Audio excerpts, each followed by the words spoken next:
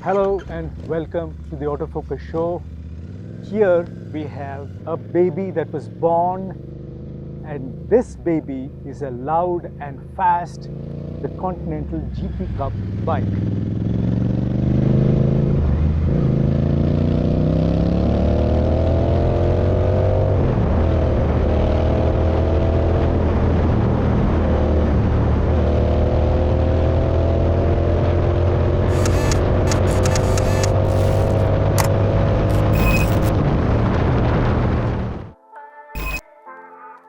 So we are here at the Kari Speedway in Coimbatore to ride and actually experience firsthand how the Continental GT Cup bike feels like on the track. And the idea behind the Continental GT Cup, of course, is to come up with a bike which is as close to the stock Continental GT as possible, and as yet make a difference on the track, both in terms of performance and your ability to lean into corners deeper, get more to experience the bike at the edge.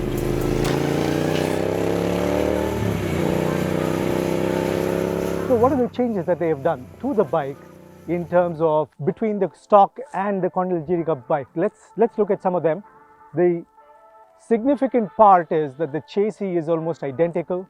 Only the subframe has been shortened by about 4 to 5 inches, and the wheelbase is the same, the wheels are the same, the engine is pretty much the same except for some changes to the exhaust system from which they've gained some extra power.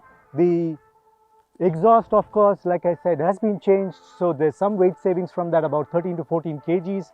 So overall, excluding the electricals, obviously in a race bike you don't need electricals, there's no headlamp, some of the electronics are not required. So all of that has been pulled out, and what you get is about a weight savings of about 24 kilos and a bump up in power from the stock bikes, 47 bhp to about 53 bhp. And torque, of course, is also changed, which goes up from about 52 newton meters to about 57 newton meters. A little more about the build of the Continental GT Cup bike, and we can see the swing arm is the same. The suspension geometry is almost identical to the stock Continental GT, but there are some small changes that have been done. The rear has been raised by about 5 mm, and the springs are a little firmer. And at the front, of course, there's much less travel on the front forks. The forks are the same, the spring is the same, the cartridges are the same, but then the oil is thicker, and of course you get the ability to preload, adjust the front suspension, and what that does is to enable much lesser travel and much more firm ride. That's what you need on the racetrack when you're doing high speeds, the ability to control the bike and also to get the best out of the bike in terms of performance. Of course, in the stock you want more comfort, that's more focused on comfort, whereas here it's focused on performance. And the significant bit also about the performance of the GT Cup bike is that the brakes are the same, identical to the stock version.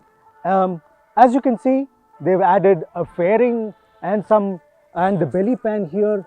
These things are meant to protect and aid in aerodynamics. The front fairing, of course, helps in aerodynamics and also protects the rider from the wind blast. Now, the other change, of course, because you're going to need a more committed posture on the racetrack. So the other change, of course, is coming in from the position of the foot pegs and the clip-on handlebars. The handlebars are placed in a position where you have to lean forward. The rider is almost putting his chin on the fuel tank when he's riding, and the foot pegs have been raised and pushed back for a more committed posture on the track. Performance again on the track is just a little too much fun on the track. It's great to experience this. The amount of lean you can get, and the tires, of course, are special. They've been supplied by JK Tire especially for the GT Cup bike, and immense amount of grip. There's anybody who's a regular rider who comes to experience this here will realize the amount of grip he gets and the amount of lean he can do with this. Most probably he can outdo his previous bests. This bike is capable of doing a top speed of about 170 to 75 kilometers per hour. most of the riders are hitting the red line on the straight, on 6th gear, and this is a bike that is truly capable of being enjoyed on this track or even in any other. In fact, Kari Speedway is a fairly technical track and this is pretty tight, and there is a multiple chicanes that you will feel the lean into, and this is using regular fuel. That's the other thing. I mean, they are not using a higher octane fuel, they're using regular petrol that you would be using in a stock bike. Much of this, of course, meant to communicate the message that you can, with the stock bike too, have a lot of fun. The idea for a GT Cup took shape around the time that the GT650 twins were born, and it was Royal Enfield's Managing Director and CEO Siddhartha Lal who nurtured this idea of creating a race spec bike and starting the GT Cup Race Challenge. 2021 was the first year for the Continental GT Cup Race Challenge. Bikers, aspirants who wanted to participate had to register online, and more than 500 apparently applied, and 100 of them were shortlisted for the race at the track in Coimbatore.